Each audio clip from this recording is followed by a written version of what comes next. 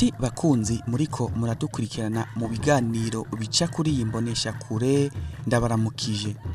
Ku magenekerezo ya 3 na 14 Rusama uyu mwaka w'2019 imvukira n'indongozi zirangurira imirimo itandukanye mu ntara za Bubanza na Cibitoke bararonkejwe inyigisho zo kuzirikana igihugu, inyigisho nkuko musanzwe mubizi zitangwa na Sebarundi Nyenicubahiro Petero NKURUNZIZA. Muri izo nyigisho rero Sebarundi akaba yasavye imvukira z'izo ntara abaharangurira imirimo itandukanye n'abarundi bose kujana n'ibihe no kudahemukira igihugu cabibarutse, na cyane ko atamuntu n'umwe yahemukiye igihugu yigeze aronka amahoro. Kuzirikana igihugu rero ngo birarengeye kure cyane kugikunda, bigatuma rero umuntu anywana naco akuzura naco mu byo avuga n'ivyo akora vyose. Ndabahaye ikaze muri kino kiganiro aho tubayagira no kuri bimwe mu bindi bikorwa bitandukanye Sebarundi yaranguye muri iyo misi heze nko mu ntara ya Ngozi no mu ntara ya Gitega.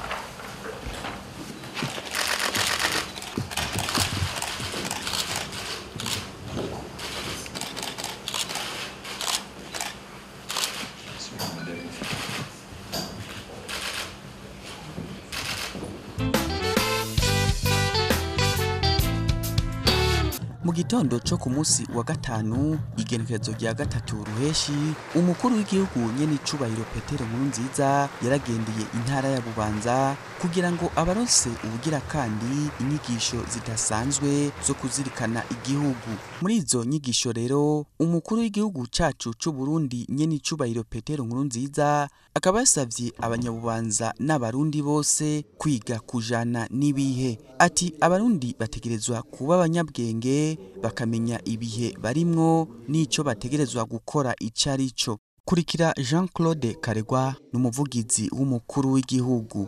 Mu gutangura ikiyago Nyenicubahiro mukuru w'igihugu yagiraniye n'abavuka ntara ba Bubanza yatanguye kubamenyesha yuko uno munsi yagendeye intara azi kandi bamuzi kukaba nkako intara y'inshuro mukuru w'igihugu nkuko yabivuze yarayibayemo mu bihe bigoye igihugu caciyemwo. Abanyabubanza n'abantu bamubaniye neza cyane basangiye ubupfa no gukira, baganira rero nk'abantu bazinanye, baganira nk'umuvyeyi aganira n'abana bamukunda nawe akabakundira canke abakunda nabo bakamukundira. Nkuko vyari vyagenze mu nyigisho z'ubwa mbere Nyenicubahiro mukuru w'igihugu yabaganiriye amabanga y'igihugu, hamwe yarabibutsa ahandi akabasubiriramwo, ahandi kukaba nko kubibira akabanga, ahandi novuga mbere yuko ari ugubahishurira ibintu byinshi binyegeje bamwe batari bazi, bamwe bavyumva nk'ibitangaro, kuko Uburundi nkuko abarundi babivuga Uburundi nibenga, Uburundi nibanga, hariho byinshi tutazi, hariho byinshi abantu bakora kubera kutamenya, ariko iyo uronse ukwibira akabanga yose ugucira gace nkuko Nyenicubahiro mukuru w'igihugu yabigize, abantu baraheza bagahinduka, bagahindura ivyumviro, bagahindura imvugo, bagahindura n'ingendo. Umukuru w'igihugu rero inyigisho yashimikiye ko uyu munsi kwa Nyabubanza yabaye inyigisho yo kubigisha kujana n'ibihe. Atabarundi bateza kumenya ibihe barimo, bamaze kumenya ibihe barimo bakamenya ingene bavyifatamo, kuko umuntu amenya ico avuga, amenya ico akora, amenya uko yifata bivanye n'igihe. Hari vyakorwa kera bitagishobora gukorwa kubera amase ya kera naho mu rutaro, kubera ivyari magira bimwe vyageruye, ariko kandi hari na byinshi vyiza nkuko yababariye vyakorwa kera abantu bagiye barahemukira. Uko guhemuka rero kwabaye ugutakaranga, bamaze gutakaranga batakaza akabanga, bareze baturana karanda. Aho niho yashingiye hani ati menya ibihe tugezemwo, umenye kuvyifatamwo. Ikindi Nyenicubahiro mukuru w'igihugu yasavye abanyabubanza mbere acije ku banyabubanza hagisaba n'abarundi bose no gutera kamo abarundi ngo babe abanyabwenge. Asaba abarundi ko abanyabwenge abanyabwenge ntibaye babantu baciye mu mashuri bagira impapuro z'umutsindo nyinshi, ahubwo nyabona baba ari abantu bazi gutandukanya iciza n'ikibi, bazi umwongo uhuma n'udahuma, batagenza umutwe nk'uruyuzi. Bamaze kumenya ubwenge rero bazomenya ko Uburundi ari kirezi cera, bacambare ntibacanjanjwe ko kugira ngo ko hari bama bashaka kukibambura. Mbere umukuru w'igihugu yaboneyeho no gutera kamo abarundi na cane cyane aba mu mahanga, ati hariho ingendo igayitse yagaragaye mu Barundi kuva kera n'ubu ikibandanya y'uguhemuka. Ati iyo umuntu igihugu kimurihiye amashure akiga kikamuvuza kikamufata neza kuva kiri umwana mutoyi hama akagitera akagere akaja mu mahanga akazogaruka aje kukibamwo yaritavye Imana nk'uburuhukiro bwiwe ati yo nyifata ikwiye guhagarara abarundi bose bakunda igihugu cabo nk'umuvyeyi atabariye imvanda nabo birinde kukijya imvi abari mu mahanga bazana imitahe mu Burundi baje gufasha bene wabo mu kuzamura ubutunzi bw'igihugu baze kubaka igihugu uko ico gihugu ni cabo nta bandi bazocubaka atari abarundi nyene yasozere rero ashimira abanyabubanza anabamenyesha yuko azogaruka nkuko yazobigira mu zindi ntara zosubagaruke ngaha muri Bubanza bananye baganira mbere baze baronke n'akaryo kukunganira umugambi no kubaza ibibazo bibabakiye. Ku munsi wa kabiri igenekerezo rya 14 Rusama naho intara ya Cibitoke niyo yariramutse yakira Sebarundi kugira ngo abaronse izo nyigisho zidasanzwe zo kuzirikana igihugu twarazwe na basokuru natwe tugahamagarirwa kucubaka maze tugaheza tukazosiga iragi ryiza kubuzukuru n'abuzukuruza bacu. Muri izo nyigisho rero zabereye muri komine ya Buganda Sebarundi akaba yasavye abanyacibitoke n'abarundi bose kugaruka ku mico n'akaranga vyamye biranga abatwitangiye imbere narijya iyo umuntu ataye akaranga atakaza n'akabanga agaheza agaca atorana akaranda. Akaba rero yabasavye gukunda igihugu cabo cabibarutse no kutigera na rimwe bagihemukira. Kurikira Jean-Claude Karegwa n'umuvugizi w'umukuru w'igihugu. Ico twobanza kubamenyesha ubwa mbere nuko izo nyigisho zigize gatatu itandukaniro ry'inyigisho zatanzwe muri ivyo biringo bibiri biheze nuno munsi nuko uyu munsi Nyenicubahiro mukuru w'igihugu yari yazananye n'abahinga batanga ivyigwa ntangamarara. Icigwa ntangamarara ca mbere cari gishimikiye ku vyinyegeje mu mateka y'abakoroni ingene hariho abantu batandukanye ku isi cyane mu bihugu vya Buraya na Amerika bagize ingendo bagize umwuga kujya ibindi bihugu cyane cyane vya Afrika bavyicayeko. Ikigwa ca kabiri c'intangamarara cari gishingiye ku mico n'imigenzo vy'abarundi n'ingene yosubizwa umutamana. Nyenicubahiro mukuru w'igihugu rero yabandanirije aho yarageze ku vyigwa bibiri yaramaze gutanga aho naho ahashingira ni hahandi ni kwa kuzirikana igihugu gufasha abarundi kuzirikana neza igihugu cabo ko kuzirikana nkuko bivuga birarengeye kure niyo kugikunda iyo umuntu azirikana igihugu agikunda bidasanzwe akanywana naco akuzura naco hanyuma kandi abarundi arabigisha inyigisho zitandukanye zibafasha kugaruka kuri ya ngendo nziza yaranze basokuru na basokuruza kugira ngo abarundi igihugu cy'u Burundi gisubirane iteka n'itekano.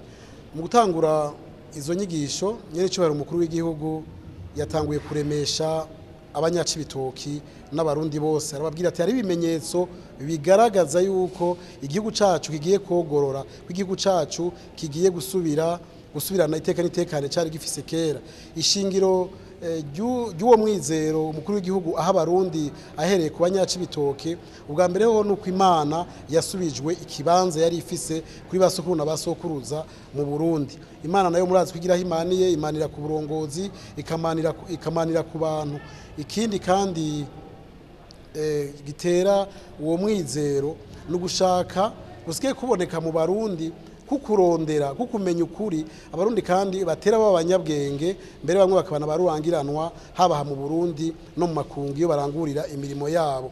Ivyo rero vyose biratanga umwizero ku Burundi buri mu nzira nziza. Kuri igihugu rero araheza akamenyesha abarundi n'abanyacibitoke bose yuko igisigaye iruhande y'ivyo bimenyetso vyiza bitabesha igisigaye nuko umwe wese agira uruhara rwiwe akazirikana igihugu ciwe akamenya iyava niyaja kandi iruhande yuko kuzirikana igihugu abarundi bakagaruka kwihwabira imico n'imigenzo yabo bakayisubiza umutamana bakayiha agaciro. Mu kurangiza inyigisho Nyenicubahiro umukuru w'igihugu atera kamo abanyacibitoke n'abarundi bose kwirinda guhemuka kuko nico caha kibi ku gihugu. Iyo uhemukiye igihugu wewe ugira iherezo ribi kandi n'abawe bakagira iherezo ribi ukaba umuvumo kuri wewe no kubagukomoka ko bose. Aho rero aramenyesha ko ata muntu n'umwe yigeze ahemukira Burundi yerewe agaheza agasaba abo banyacibitoke yuko bo kwirinda ico caha kibi ku gihugu. asozera kandi asaba abanyacibitoke nkuko yamabisaba ahaciye avuga ati abarundi bose barazi ko bazopfa mugabo umuntu wese ategerezwa kwitegurira gupfa neza akazopfa asize izina ryiza niragi ryiza maze iherezo ryiwe ryiza ikaba intango nshasha nziza kugwaruka ruzokwaruka inyuma yiwe.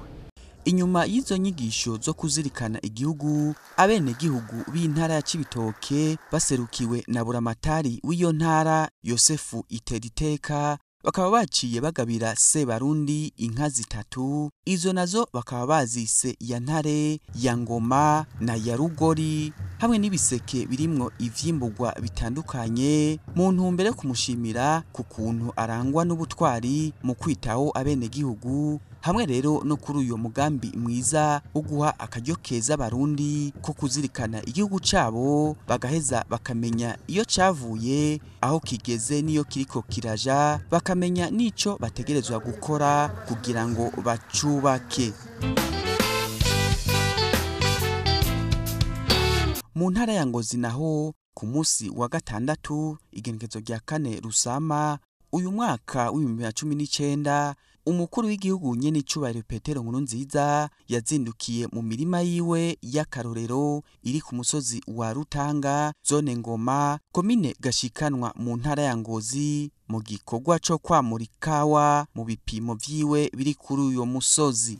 Nkuko yama bigenza imisi yose imbere yuko atangura igikorwa co gusarura imirima, akaba yabanje gukengurukira Imana yo itanga umwimbo mwiza, aranayishimira ko ikawa y'u Burundi ishishikara kuba iya mbere ku isi. Iyi kawa turagushimiye uko itezwa imbere n'ikiganza cawe, wagize iya mbere ku isi nzima, ndetse no mwaka n'imyaka 2 heze ni kawa yirabe ya mbere ku isi nzima. Turayigushimiye, reka mwana nziza mu gusoma no kawa tugize mu biganza vyawe, ubande kuyuzuza kanovera gasoma izindi zo ku isi, abazoyinywa n'abazoyihinguramo ibindi byose. Ino kawa izo bisoko uteza imbere igihugu cyacu cy'u Burundi abarundi bose, kandi bazoyifungura abazoyinywa bazafatwe n'ubwiza bw'Imana n'umuco w'Imana ndetse n'ikangura n'agakiza kugira ngo bagukorere uhugumeko ubone ibidasha n'imizina ya Yesu Kristo. Tugusabye ka tuvyizeye, amen. Muri ivyo bikorwa nkuko mu vyibonera ku masanamu, abagwizatunga bo mu gihugu ca Turkiya bari mu rugendo hano mu Burundi nabo nyene bakaba bari bahishikiye kwifatikanya na Sebarundi muri ico gikorwa co kwamura ikawa. Nyenicubahiro umukuru w'igihugu akaba rero yavuze ko ikawa ari igiterwa cinjiza amafaranga y'agaciro mu gihugu cacu c'u Burundi, agashima rero ko muri kino gihe abarimyi benshi bariko barasubiriza ikawa zishaje, mbere n'umwimbu bikaba vyibonekeza ko ari mwiza cane. Turanezerewe cyane kuko musanzwe mukurikirana hafi ku makuru aje n'ikawa y'u Burundi kuva kera, yamye ari igiterwa aje ku mazi kandi kirumara mu butunzi bw'igihugu. Ndanezerewe cyane nanje no munsi yuko nateye ikawa kugira ngo ngire ico ntererera mu butunzi bw'igihugu. Musanzwe muzi yuko ikawa rero yinjiza amafaranga menshi y'agaciro avuye hanze y'igihugu. Rero tuje gusoroma ngaho ikawa tudumba kwereka abarundi yuko twese twakwijukira kino giterwa caba kirumara kuva kera gushika no munsi, kandi gisumba vyose nuko ikawa y'u Burundi hace imyaka 3 ari ya mbere ku isi yose. Murumva neza yuko mu ngabanwa Imana duhaye hari ingabire Imana itanga mu bihugu bitandukanye, harabiho ibitoro. Mara tuvuga yuko igitoro Imana haye u Burundi ari kawa kugeza no munsi. Iziciye hace imyaka 2 n'igice tuziteye, ariko marabone ikawa zihavuye ko zingana kandi byari bishimishije. Tubona akajya gutera kamorera bene igihugu, mbone no kubanza kubashimira kuko mu gihugu cyose no mu ntara zose ikawa bayijukiye. Hari yari yashaje atewe imyaka myinshi, ariko ubu unyako barayisubiriza. Tubona akajya gukeza abarundi bose ko bamaze gutahura yuko iki giterwa c'ikawa ari kirumara mu butunzi bw'igihugu. Murazi neza yuko hari byinshi tubakora hanze nk'ibitoro, imiti, umwavu w'ikizungu, amamodoka tugura, ibintu byose mu by'agaciro biva hanze dafise amafaranga agaciro ntabyo twogura. Rero ku ikawa ariyo itwinjiza amafaranga menshi y'agaciro mu Burundi, mugabo imbere tubona ko ari heza, ariho n'ubutare buzoboneka. Mugabo kugizo no munsi ikawa nibwo butare bwa mbere dufise guhera kuri basokoresha no munsi atwinjiza amafaranga menshi y'agaciro, gatuma turangura imigambi itari bike, tugakora n'ibintu hanze biteza imbere igihugu cyacu cy'u Burundi. Tubibutse ko muri iyo mirima yiwe ya kijambere yo kuri uyo musozi wa Rutanga muri komine ya Gashikanwa asanzwe harimira n'ibindi biterwa bitandukanye. Nyenicubahiro umukuru w'igihugu akaba rero yarishikiye mu murima wiwe w'ibiharage kugira ngo yirabire wenyene ubwiwe ubutandukane buri hagati y'ibiharage vyatabijwe ifumbire kama ibitabijwe ifumbire rihingurirwa hano mu gihugu cacu c'u Burundi mw'ishirahamwe fomi hamwe rero n'ibiharage vyatabijwe ifumbire iva mu mahanga bita DAP. Sebarundi akaba kandi n'umurimyi wa kijambere akaba yariboneye ko ibiharage bitabijwe ifumbire rihingurirwa hano mu gihugu cacu c'u Burundi ko ari vyo bitotaye gusumba ibindi. Umuhinga Sergio Ngendakumana asanze ariwe atunganya ibijanye n'uburimyi n'ubworozi bwa Sebarundi akaba yahamagariye abenegihugu kwijukira gutabiza iryo fumbire abarundi bihingurira bonyene ubwabo mw'ishirahamwe fomi kuko vyibonekeje ko iryo fumbire ririmwo akanovera n'ivyunyunyu bihagije ivyofasha cane mu kugwiza umwimbu.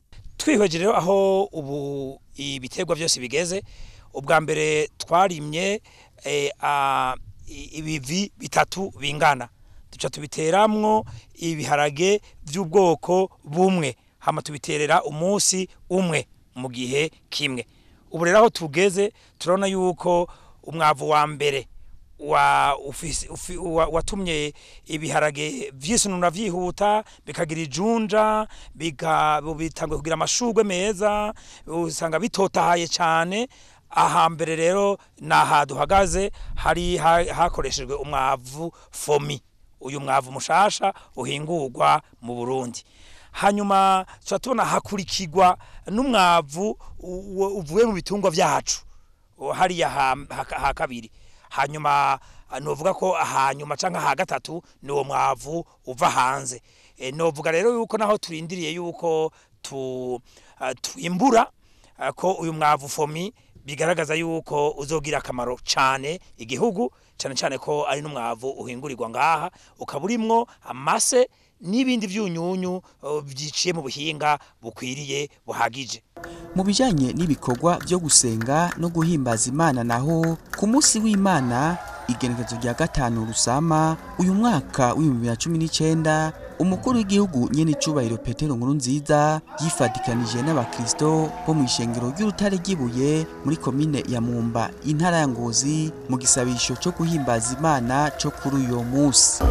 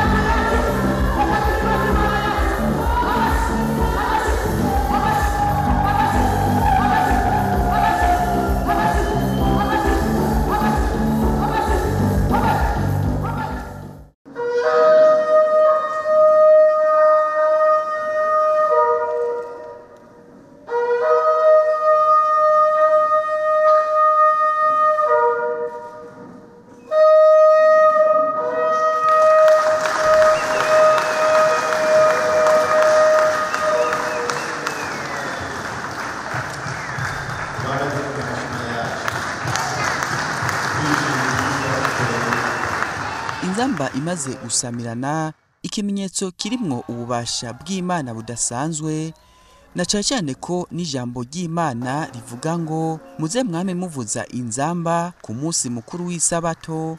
Umukuru w'igihugu Nyenicubahiro Petero NKURUNZIZA ari nawe yatanze inyigisho z'ijambo ry'Imana zo kuri uyo munsi akaba yabanje kwibutsa abarundi amasezerano Imana yabasezeraniye muri uyu mwaka turimwo, amasezerano dukwiye kwama twibuka kandi duteramira uko bukeye uko bwije. Imana dusezeraniye hari tariki 31 mu kwezi kwa 12 mwaka wa kabiri yadusezeraniye ko umwaka wa gatatu ari umwaka Imana mushobora byose igiye gukora ibihambaye bimwe abarundi bibaza kwitoshobotse. Ishakari dusezerana yuko uburundi buhinduye ikibanza cyo buruhukiro bw'amahanga. Imana kandi yadusezeraniye ko umwaka wa gatatu ari umwaka igiye guhindura ingendo ngo ikingire uburundi n'abarundi kuye kuja hagati y'abarundi ngo bakingire. Imana kandi yadusezeraniye kuno mwaka wa gatatu umwaka wa 2019 ko ari umwaka ihinduye uburundi kibanza cyo gusabiramwo umugisha no gusigurizamwo Imana. Imana idusezerana kandi yuko uburundi ibuhinduriye amateka. Idusezerana kandi ko no mwaka wa 2019 umwaka wa gatatu ko ari umwaka itangurije urugendo rushasha abarundi n'uburundi koko dushikana amasezerano yose Imana yadusezeraniye. Ntimuze mwibagira amasezerano. Nyenicubahiro umukuru w'igihugu akaba kandi yaravuze ku bijanye n'ibiranga ukwezi kwa gatanu turimwo, aho yatangarije abarundi ivy'Imana ibahishurira muri kuno kwezi kwa Rusama turimwo, aho yavuze ko ari ukwezi kudasanzwe, ukwezi ko gusamiriza intsinzi n'ububasha bw'Imana no kwakira ibitangaza n'imigisha yayo. Ukwezi kwa gatanu mu mateka y'u Burundi imbere kuri basokuna basokuruza ni ukwezi bataziriye Rusama. Rusama rero harimwo ubuhanuzi budasanzwe. Ntabwo abasokuruza bacu bise Rusama ukwezi kwa gatanu ataca Imana yabahishuriye. Rusama bisigura ibintu bisamira. Muri Rusama mu kwezi kwa gatanu niho haba ugusamirana kw'imvura. Mugitangaje ugusamira kw'imvura, imvura irasamira ugasanga rimwe na rimwe iri kumwe n'izuba. Ntayandi mezi muzobona imvura ikiragwa harimo n'izuba. Gusamira washaka kuba hagaze ngaha mu kwezi kwa gatanu kurujya musozi imvura ikagwa ikiravwa ari nyinshi cyane ngaho izuba ariko riraka. Bigacika ibitangaro ugahundagara. Iye kwinjira muri muhemu bisigura ibintu bikambaye cyane. Kubona imvura igwa hakabamo n'izuba nibitangaza. Mu kwezi kwa gatanu kandi niho habonekamwo umuntu w'amazi kenshi. Ujye kura mu w'amazi kenshi rero mu mateka y'ijambo ry'Imana mu w'amazi Imana yawukoresheje cyane cyane inyuma y'umwuzure kuri Noa. Ni Imana yavuze ati ndigaruye sinzosubira kumara abantu. Bisigure ni igihe cyo kwakira imbabazi z'Imana. Niko kwezi kuza mu munwa w'amazi kenshi muze mugendereza. Tubanyabwenge mugendera mu bihe. Mu kwezi kandi kwa Rusama niho yamvura mu kwezi kwandamukiza igabanuka.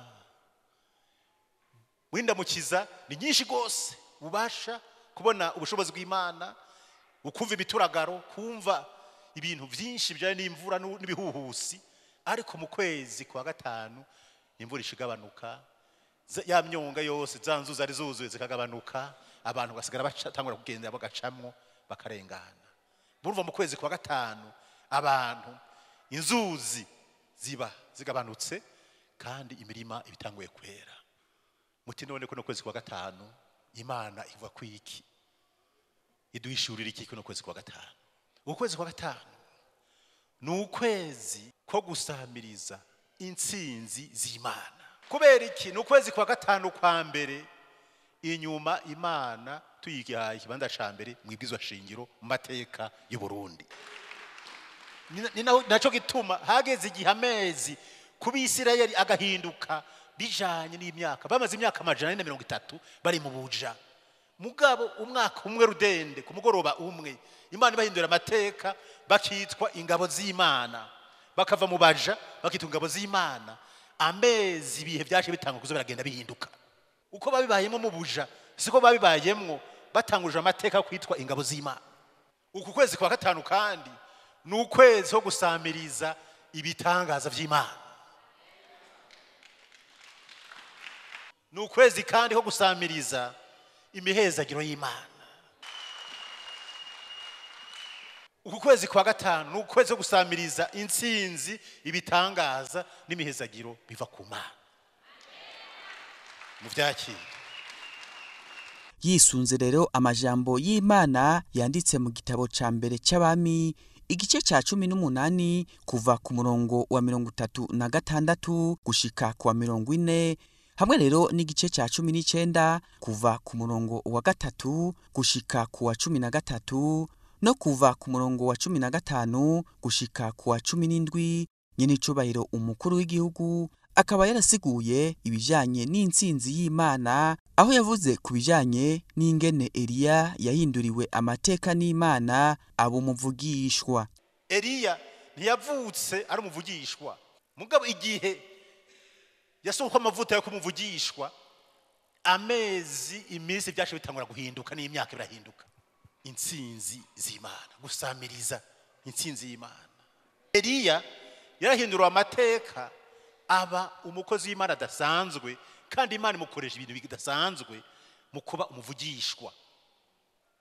Mugabo mu gihe ciwe abavugishwa haragezaho inkuba zibiri zidasangira igicu. Hakaba hariho abavugishwa babayari, kandi barakara. Bamaze gukara rero, abavugishwa bose babarengeramwo, barabica, barabamara. Hari igihe cy'umwe witwa Ahabu n'umugore witwa Yezebeli. Abavugishwa barishwa, mugabo hasigara umuntu umwe rudende, yiswe nde? Eliya, ashika ku icumu. Ivyo vyose Imana yabiretse biraba, abavugishwa barapfa, bishwe n'abavugishwa babayari. Ariko Imana isigaza umuntu umwe yitwa Eliya. Uwo Eliya niwe babereye ifuro ry'igiti hageze kubona intsinzi z'Imana. Nabo Eliya agize ubwoba ngo ari imbere y'abakamenyi babayari 150. Igihe cy'intsinzi z'Imana, Imana irabubwishirwa abantu. Eliya yarahagaze imbere y'abavugishwa babayari ba Satani, we avugishwa n'Imana. Arahagarara neza ati uno munsi bimenyekane kuri Imana. Azanye bimazi byabo abavugishwa ba Satani babayari, nawe azana kimazi c'Imana. Baraharira ku musozi ikarumeri, umusozi w'utwumiza. Hari umwaka w'utwumiza, hari umunsi w'utwumiza. Utwumiza nturaba imyaka myinshi. Hari umwaka umwe, hari umunsi umwe, hari isaha imwe, hari umunota umwe w'utwumiza. Mu gihe c'intsinzi z'Imana zigeze, umuntu ahagarara mu bubasha no mu bushobozi bw'intsinzi z'Imana. Inyuma yo kurangiza izo nsiguro zifatiye ku vyanditswe vy'Imana, umukuru w'igihugu Nyenicubahiro Petero NKURUNZIZA akaba yarasengeye igihugu cacu c'u Burundi n'abarundi bose. Mwami Imana nziza, urahora uri mu ijuru, uri Alfa na Omega, intango n'iherezo, uri umuremyi w'ijuru n'isi. Ntaco turi utatugize, ntaco dufise utaduhaye. Tubanje gushima no gukenguruka kugiye guciza waduhaye c'u Burundi. Tugushimira ko no munsi twaje, no munsi tareke 5 Rusama umwaka wa 3 mwishengero ryawe. Ishengero ryose mu Burundi, Uburundi bwose buri mu amahoro, umutekano n'impore. Turabigushimiye Mwami Imana nziza. Turagushimiye kandi ku kirere ciza ubanya kuduha. Kuva dutangwe no mwaka watugiriye neza. Hera amezi 4 araciye, araheze, turi mu amahoro, umutekano n'impore. Turi mu ntsinzi yawe, turi mu bitangaza vyawe, tugendera mu masezerano duhaye.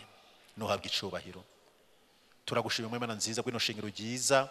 Ishingiro ry'u Burundi bararihezagiye. Nubana kugira neza abakozi b'Imana, ubane kugira neza igihugu cacu c'u Burundi, ugire neza abarundi bose, ubane gutanga amara, umutekano n'impore impande zose mu gihugu cacu Burundi. Reka umuhezagiro n'ibitangazo wasamirije mu gihe ca Eliya ubisamirize no ku Burundi no ku barundi bose. Bamye kuri Imana y'u Burundi. Reka isi yose imenye ku Burundi Mana yacu kubuzi. Bimenyekane kuri Imana y'u Burundi no munsi. Bimenyekane kuri Imana y'abarundi. Ibitangaza n'ibikomeye ikoreke, intsinzi z'Imana zuruke zisamirane hirya no hino ku isi kubwo Burundi. Wa muhezagira urutsa kuri Eliya, urutsa kwishengero ryawe no kubakozi b'Imana y'u Burundi. Haba amateka mashasha. Tuve mu bwiza tuja mu bundi. Mana yacu dusabiye umugisha igihugu c'u Burundi n'abarundi bose. Mana yacu zigame uburundi n'abarundi bose. Mana yacu umurikishize mu nyonga hawe uburundi n'abarundi bose. Mana yacu kiganza cawe ciza kigire neza uburundi n'abarundi bose. Mana yacu urabe neza uburundi n'abarundi bose. Mana yacu amahoro yawe aruto kwa abana abantu boyumvira abe mu Burundi mu barundi bose. Izina ryawe ryubasha n'ubushobozi ribe mu Burundi mu barundi bose. Gwe no munsi n'ibidashira ni mizina y'umwami wa Yesu Kristo tubigusavye kandi tuvyizeye. Amen.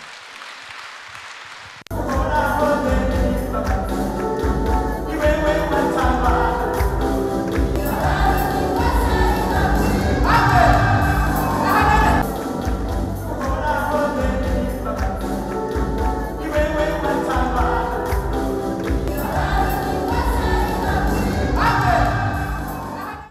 tukiri ngaho nyene mu ntara ya Ngozi mu gisata kijanye n'ibikorwa vy'iterambere rusangi naho ku munsi wa mbere igenekerezo rya 6 Rusama umukuru w'igihugu Nyenicubahiro Petero NKURUNZIZA yazindukiye muri zone ya Gatsinda muri komine ya Mumba aho yifadikanije n'abenegihugu wo muri iyo zone mu bikorwa vyo kwagura ivuriro rito ryaho bita mu Gitwa.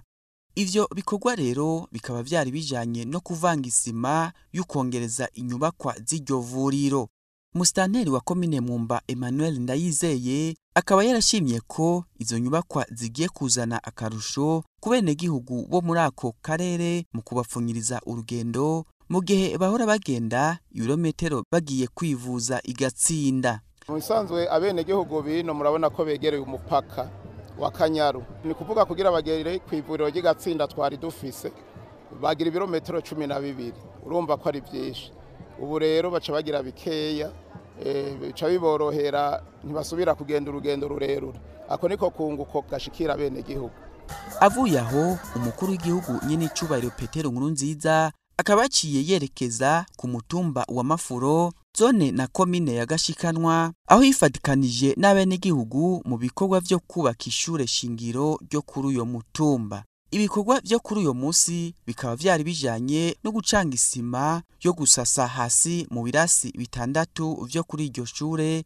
Ishure riri mu migambi komine Gashikanwa izokwerekana kuwa mbere mu Kakaro igihe abarundi bazoba bariko barahimbaza ihabuzwa ry'intara yo kwikukira kw'igihugu cacu c'u Burundi. Begi wanyu ubona hakenewe ibiki? Harakenewe amashure, harakenewe amavuriro, amazi meza ya Rusengo, amabarabara meza, uburaro bwiza, ukwibera mu bigwatima.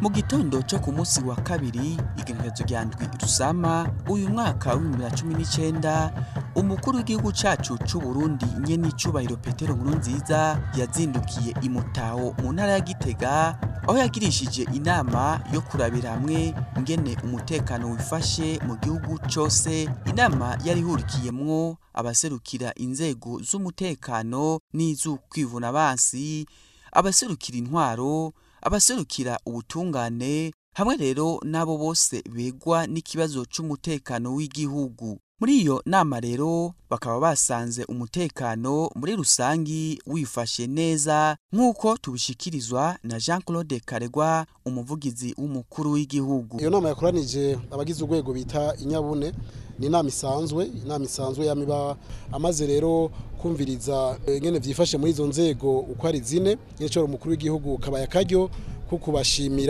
ukubashimira yuko umutekano ubutungane bijanye no kwivuna abansi n'umutekano vyifashe neza muri rusangi. Ivyo vyigaragaza kenshi nibisanzwe bigaragara. Hariho cane abakenyezi bagifatwa ku nguvu hamwe mu gihugu, hariho inzoga ziwujijwe n'amategeko, hariho ibiyayuramutwe, hariho n'utundi tugeso nk'ukwiba tuboneka. Mugabo igishimisha muri ivyo vyose nuko ari tugeso dusanzwe, nuko ari tugorane tuvuga ko dutera tugabanuka, kandi igihe cyose tugaragaye mu gihugu ababijejwe baca bitorera umuti bihuta. Umukuru w'igihugu rero kuri ivyo byose byashikirijwe yagiye aratanga impanuro aho novuga bikeyi muri ivyo kubijanye nk'umuvuduko nk'amasanganya aba mu mabarabara bitewe no kurenza urugero utekanijwe n'amategeko. Basabwa abagendesha imodoka basabwa kwikubita gashi, ariko n'abagendera muri izo modoka basabwa kumenya yuko aribo bazigenderamwo bwa mbere, bagaheza bakaja barakebura abazitwara bakabamenyesha yuko batwaye abantu kandi utwaye ibintu akabitwara neza, gutyo bakaja barabakebura bakitonda. Kuko haragaragara yuko hari abantu ngo basigaye biyahura bitewe nuko nigwirana ry'abantu, bamwe bakihebura ko badashoboye gutunga imiryango yabo bagafata inzira yo kwiyahura. Aho nahone rero umukuru w'igihugu asaba yuko ho bisekeza mu gihugu, bakamumvisha ko umuntu yovyara abashoboye kurera aho mbere abari bitavye inama bamwe na bamwe basaba yuko mu misiza hofatwa n'ingingo zikomeye mu gihe abarundi batokwikebuka ngo bumve yuko kuvyara abantu badashoboye kurera ari uguhemukira umuryango mbere ari uguhemukira igihugu ko ingorane ingaruka mbi z'ivyo ziheza zikabazwa imiryango zikabazwa mbere n'igihugu cose. Umukuru w'igihugu rero muri rusange yashimye nico gituma mbere amanota ko inama nk'iyibaye yamatanga amanota umunsi rero yabahaye amanota arengeye abahora baronka kubera baronse amanota 97 n'igice kwijana naho biri uko arabaha impanuro zitandukanye. Hariho ubwa mbere mu gihe bigaragara yuko mu gisata c'ubutungane hari abantu bigenza nabi umukuru w'igihugu asaba abajejwe intwaro mu gihe yafashwe ingingo zitaroranye ko bohagararira inyungu z'abene gihugu mu kurindira yuko baheza bakavugana mu nyabune ingingo ibereye yofatwa ko hari abacamanza bigaragara yuko batarategera neza akarangamutima k'umwuga wabo ni bake bari kurushi ariko murabizi nkuko yama vyivugira ubuto bw'urutobo ntiburubuza kurura naho yoba umwe ivyo yonona vyo birashobora kononekara aragavuga yuko mu gihe baciye urubanza rutaruranye kuko birashika ubucamanza n'ubutungane biratandukanye bashobora guca urubanza rwisunga amategeko rwisunga ubucamanza ariko rutisunga ubutungane muri ico gihe abajejwe intwaro babura amatari ba mustanteri basavye guhagarara ku ruhande rwa bene gihugu mugabo ni kubukwangingo y'ubutungane ariko nyabuna barindire yuko kumbura umushiranganje w'ubutungane agira icashikirije ku ngingo ntabanduka yofatwa. Aho mbere umukuru w'igihugu akavuga yuko hagiye gufatwa ingingo ruhasha ku bacamanza canke abandi barongozi bose bizogaragara yuko batubahiriza iteka n'itekane ry'abene gihugu. Ikindi cavuzwe mu nama kigaragara no munsi nuko hariko haragwirirana ibiyayuramutwe nk'urumogi mu mashuri. Aho rero asaba yuko abajejwe intwaro cane bokora n'abayobozi b'amashure eka abavyeyi umurundi wese akumva yuko kazoza k'igihugu gashingiye kugwaruka bakavira hasi rero ico kibazo kugira ngo abana ntibaze banywe ivyo biyayurumutwe na cyane muri kino gihe turiko twegereza amatora yo mu 2020 ishobora kuba intandaro yo gutegura abana kugira ngo baje mu bikorwa bitaruranye nka bimwe vyigaragaza mwaka wa 2015. Aho rero asaba yuko igiti twokwirinda yuko igiti kidukora mu jisho kabiri. Umukuru w'igihugu kandi asaba yuko kubijanye n'umutekano hagati mu gihugu no kumbibe ababijejwe arashimishwa cyane n'ingene bavyifatamwo umugabo akabasaba kurushirizaho na cyane kurure duhana n'u Rwanda bakarikanura cyane kugira ngo ntihagire akaduca mu ryahumye na cyane muri bino bihe igihugu kiriko kiratera cegereza amatora. Ku kibazo c'umutekano Nyenicubahiro umukuru w'igihugu asaba yuko abajejwe intwaro n'abajejwe umutekano borondera abo bantu bose baba mu gihugu bidaciye mu mategeko cyane abanyamahanga bagasubizwa vuba na bwango mu bihugu baje baturukamwo bagasubizwa iwabo. Ikindi kigaragara gishobora guhungabanya umutekano no munsi gishobora kuba intandaro yo guhungabanya umutekano n'utugwitwa abantu usanga abantu bagenda arakagwi k'abantu 10 canke barenga bavuye mu ntara baja mu yindi aho bigaragara cyane mu ntara za Kirundo mu ntara za Bujumbura mu ntara za Bubanza no mu ntara ya Ngozi. Ari umukuru w'igihugu asaba kugenzura uruja n'uruza rw'abantu abajejwe umutekano n'abajejwe intwaro bagenzura uruja n'uruza rw'abantu abo bantu iyo bagiye bakamenya iyo bagiye kandi bagarutse bakababaza ivyo barimwo kuko abonye kenshi na kenshi maze kugaragara ko bashobora kuba intandaro yo guhungabanya umutekano mu gihugu. Ikindi kigaragara ariko ngo cagaragaye no myaka yaheze mu gihe himirije amatora ni abahanuzi babi canke abantu bigira abakozi b'Imana ugasanga bariko baracivutu abene gihugu bababwira ngo hazoba ibi canke hazoba biriya n'abantu rero bakoresha ubusuma babasuma bakoresha amayeri bamwe bita mu gifaransa les escrocs. Abo bose rero umukuru w'igihugu asaba kubavira hasi bagahashwa. Aho mbere asaba yuko amatelefone ngendanwa agaragara mu mabohero cyane mu ibohero rikuru rya Mpimba ko yovanwa mu maguru masha muri ayo mabohero ko abantu ataco bibanga ubona bahamagara wari we wese babemera bigenda n'ibitagenda ariko ugasanga kenshi ari kubesha no gutera ubwoba abantu. Mu kurangiza Nyenicubahiro umukuru w'igihugu yasavye abagize inyabune kugira gwabo politike y'igihugu ijanye n'ibidukikije na cyane wa munsi wa kane ugenewe gukingira ibidukikije mu gutera ibiti canke mu guca imikobeko kugira ngo dukingire amasoko y'amazi bose bumve ko ari umugambi wabo. Yarangije kandi abasaba kugira urunani kugira ngo twitegurire neza amatora y'umwaka wa 2020 mu nyabune muri iyo nyabune berekana karorero udashoboye kubikora ni wa wundi atokuvuna yo kuva inyuma aheze abogozwe haze abashobora gukora neza bakorera inyungu z'igihugu maze twese twitegurire atanumwe avuyemwo amatora yo mu 2020 azobe meza kurusha amatora yose twari tumaze kujamo.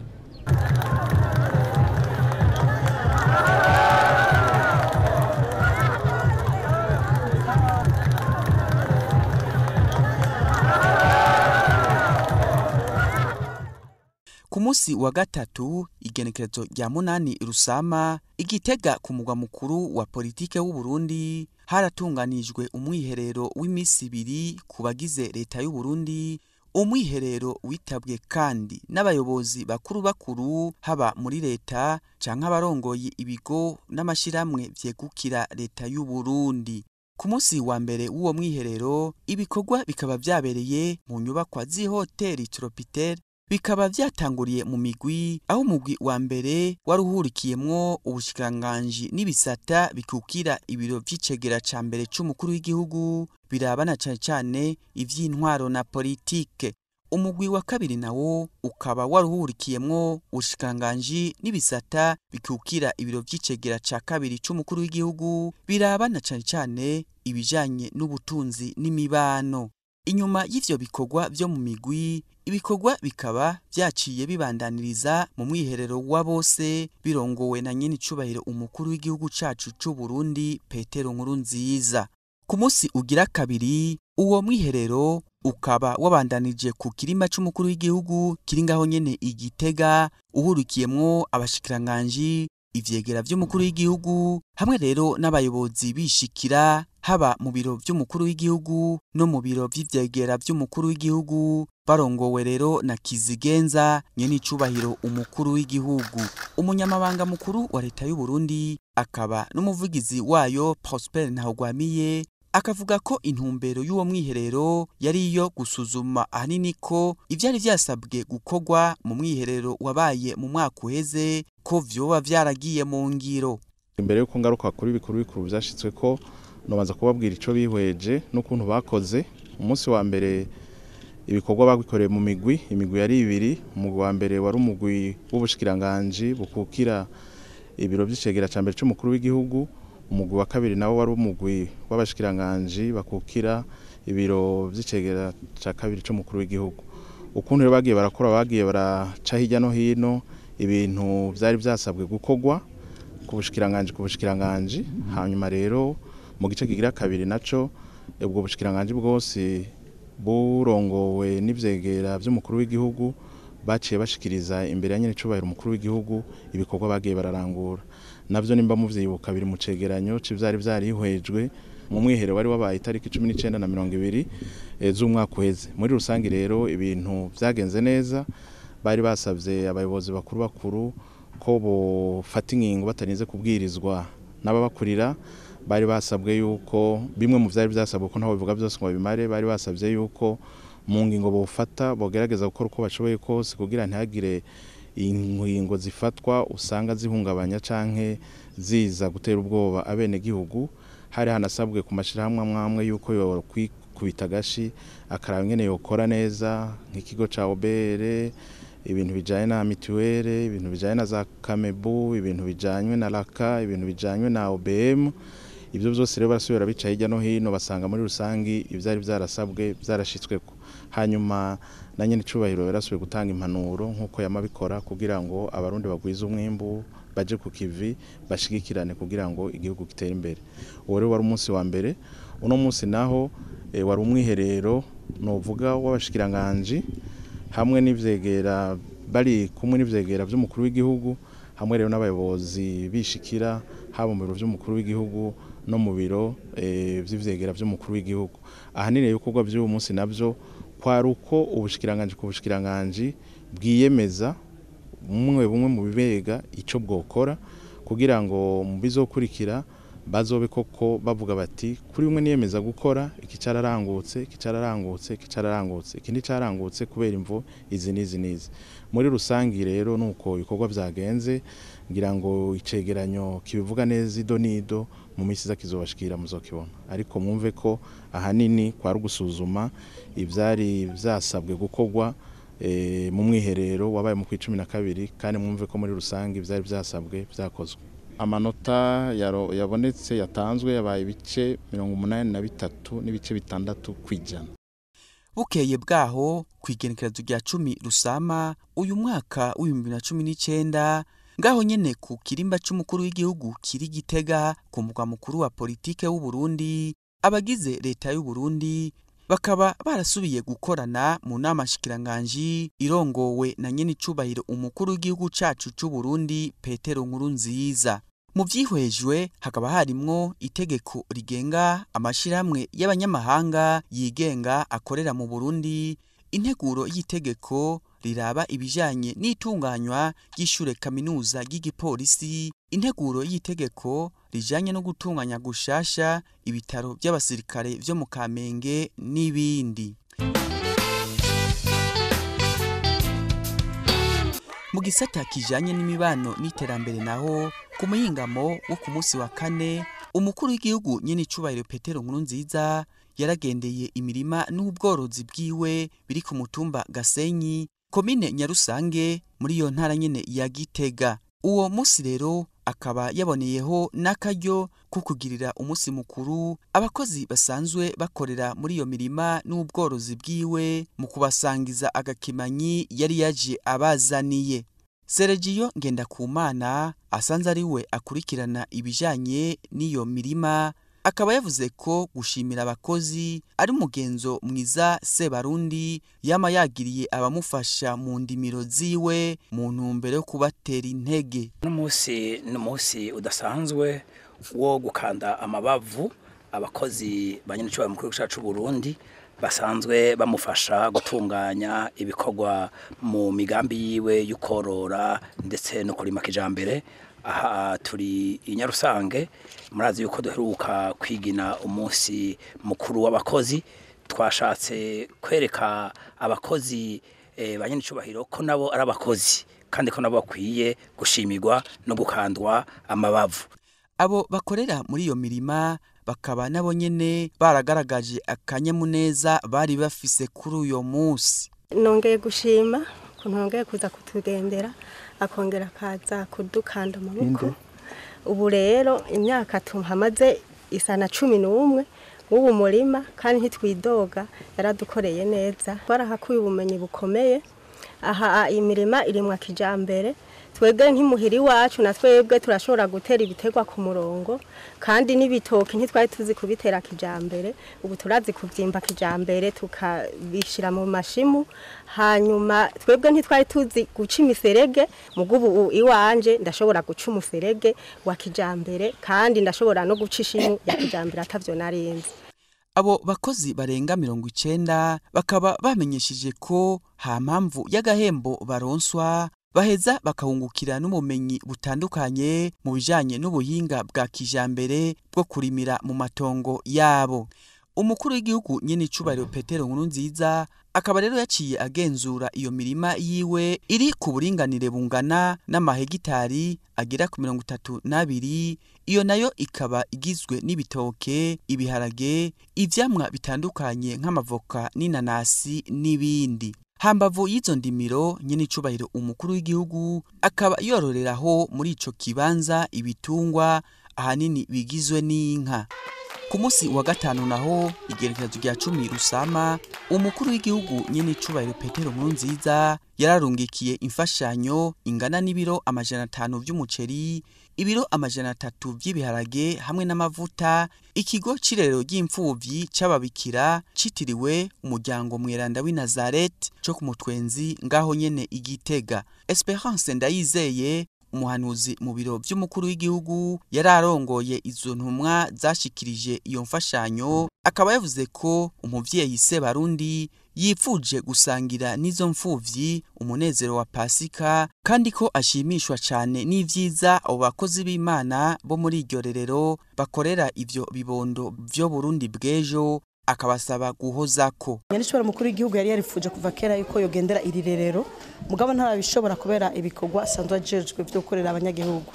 hamara uno munsi rero mu kurindira ko yahishikira yashimye kudutuma kugira ngo dushobore kuza ngaha muri rero dushikirize aba bajejwe rero imfashanyo igizwe n'umuceri ibiro 500 ibiharage ibiro 300 hamwe n'amabido 2 y'amavuta. Nyenicubahiro mukuru w'igihugu ababwira ati yifuje gusangira namwe umunezero wa Pasika ko turacare mu bihe vya Pasika. Hanyuma kandi akaba ashatse no kubatera intege abereke ko ashima cyane igihugu murangurira izi mfuvyi. Akaba n'ukuri arabakeje cyane akababwira ati mubandanye mufasha arazi ko bitoroshe mugabo mubandanye mufasha zino mfuvyi nawe akaba abashigikiye cyane Imana ibahezagire. Iryo rerero gitiriwe umuryango mweranda w'Inazareti ngo rikaba rimaze kurera abana batari bake bagera ku 300 rikaba muri kino gihe ritunze abana b'imfuvyi bagera ku 125 harimo mbere n'utwana tutuyoya tukiri duto cyane. Abo babikira bene Tereziya bo muri iryo rerero bakaba rero bakiranye ugweze iyo mfashanyo bati Nyenicubahiro umuvyeyi w'abarundi bose uyo mutima azowuhorane. Tubanje kubakengurukira kuko mwamugamburukiye mugashobora kwishikira hano kuraba iyo ruferina yacu ingene ikora. Tukabakenguruka kandi n'akagasimbo mwatushikaniye kugira ngo dufashe aba bana b'imfuvyi dusanzwe tureze. Twashaka kubabwira ko yuko nimwaramuka mushitse muhira mu mubwira uko vyagenze ko abana mwababonye mukabona n'ababareze kandi aha ntimurababona hariho bato batari ngaha kandi hariho nabandi bari ku mashure batari ngaha hari abari mu mashure yisumbuye hariho nabari mu mashure mato bose ubu ntibari ngaha aha aba bari ngaha mubonye nabiga muri maternelle hanyuma hariho n'abana b'inzoya kuko bose tubateranije uko bangana ngaha tufise abana bashika ku 125. Iki kigo kiramaze kurera abana benshi bashika ku 300. Hariho abo tumaze gusubiza mu miryango iyo tubonye bamaze kwisununura nk'abaheje maternelle ubu tuca tubarungika muhira kugira baze kumenyera mu miryango bagaca gutangura primaire iwabo. Nukuri twereka gukenguruka abana bo murazi yuko nabana b'imfuvyi abavyeyi babo barafuye none rero muze kumucimira cyane muti bashimye n'abana bashimye muti n'ababikira bose bashimye basanzwe bakurikirana ico gikorwa. Mu gisata kijanye n'ibikorwa vy'iterambere rusangi naho umukuru w'igihugu Nyenicubahiro Petero NKURUNZIZA mu bikorwa vy'iterambere rusangi byo ku munsi wa gatandatu igenekerezo rya 11 Rusama yifatikanije n'abenegihugu bo ku mugwa mukuru wa politike Igitega mu bikorwa byo kubaka igituro c'imiduga ahitwa ku masanganzira ahahurira amabarabara ava mu ntara za Ngozi na Karusi yinjira mu gisagara ca Gitega. Muri ivyo bikorwa vyari vyitabwe kandi na bamwe mu bashikiranganje abashinga amateka n'abandi bategetsi batandukanye. Musitanteri wa komine ya Gitega Valentino Nahimana akaba yavuze ko ico gituro kiriko kirubakwa aho ku masanganzira kubera ko igisagara ca Gitega gitera caguka imiduga nayo ikaguma igwirana muri ico gisagara bikazofasha rero kubijanye n'uruja n'uruza bikazonafasha no mu kuzamura ubutunzi bwa komine ya Gitega. Mu gisata kijanye n'inkino naho ku muhingamo ku munsi wa gatandatu ngaho nyene Igitega ku mugwa mukuru wa politike w'u Burundi kuri stade yitiriwe Ingoma niho hasozegwa ihiganwa ry'umupira w'amaguru ryitiriwe igikombe c'umukuru w'igihugu. Urukino rero rwasozereye iryo higanwa rukaba rwahuje umugwi Rukinzo na Aigle Noir. Ubwo rukino rero rukaba rwatewe iteka na Nyenicubahiro umukuru w'igihugu n'abandi banyecubahiro batari bake. Aha tukavuga nk'umukuru w'inama nkenguzamateka asanzwe ari we arongoye muri kino gihe ishirahamwe ry'umupira w'amaguru mu Burundi nyakubahwa cyane Reveriyano Ndikuriyo. Umukuru w'igihugu Nyenicubahiro Petero NKURUNZIZA akaba rero ari we yuguruye icese ugo rukino. Muri ugo rukino rero iyo migwi yose yarerekanye ishaka ryo gutahukana intsinzi, abakinyi bose bakaba barasatira, igice ca mbere kikaba carangiye bose banganya igitsindo kimwe ku kindi. Abarundi barayamaze bati haburana babiri hagatsinda umwe. Abakinyi b'umugwi Aigle Noir y'Imakamba bakaba rero bahavuye binjiza ibitsindo bibiri, Urwo rukino rero rubona kurangira ku ntsinzi y'ibitsindo bitatu vya Aigle Noir ku gitsindo kimwe c'umugwi Rukinzo. Uwo mugwi rero Aigle Noir ukaba rero ari wo waciye utahukana igikombe citiriwe umukuru w'igihugu hamwe rero n'ibahasha y'amafaranga y'amarundi imiliyoni 7,500 hamwe rero n'imidari y'inzahabu ku bakinyi bose. Umugwi wa Rukinzo nawo waronse ikibanza ca kabiri muri ayo mahiganwa yitiriwe igikombe c'umukuru w'igihugu, ukaba waronse ibahasha y'imiliyoni 5 z'amarundi n'imidari y'ifeza ku bakinyi bose. Nino ngaha duciye turangiriza ko kino kiganiro. Imana ibandanye kuzigama Uburundi n'abarundi naho ubutaha.